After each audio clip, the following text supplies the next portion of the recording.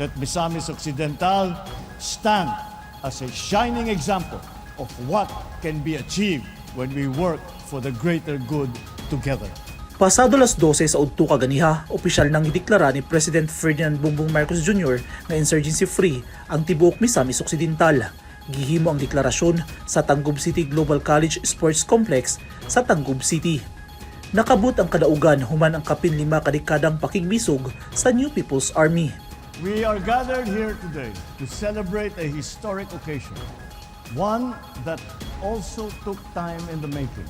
The declaration of Misamis Occidental as an insurgency-free province. Ang naangkon nga insurhensiya sa probinsya resulta sa focused military operations o giniusang pagpaningkamot sa gobyerno, kasundaluhan ug sa tabang sa komunidad.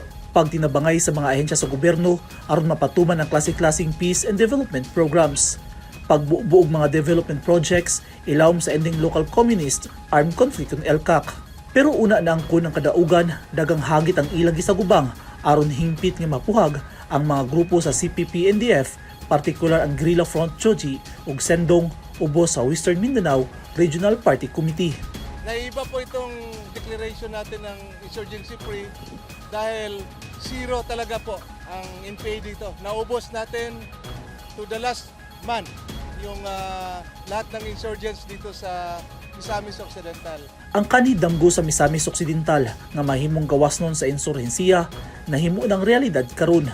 This celebration is not just a testament to the victory over insurgency, but a restoration of our province and symbol of hope, unity, and the bright future that now lies ahead for our province. Gitunulan sab ni Marcos og financial assistance ang kanhing mga rebelde sa probinsya atol sa deklarasyon. Paningkamutan karon sa gobyerno ug sa pwersa sa seguridad nga masustenir gyud ang kadaugan sa kahapsay ug kalinaw sa probinsya. Pinaagi sa padayon nga paghatod og serbisyo ug mga programa sa gobyerno alang sa kaayuhan aron masiguro nga dili na gyud nga maagni og balik sa kalihukan ang kanhi mga rebelde.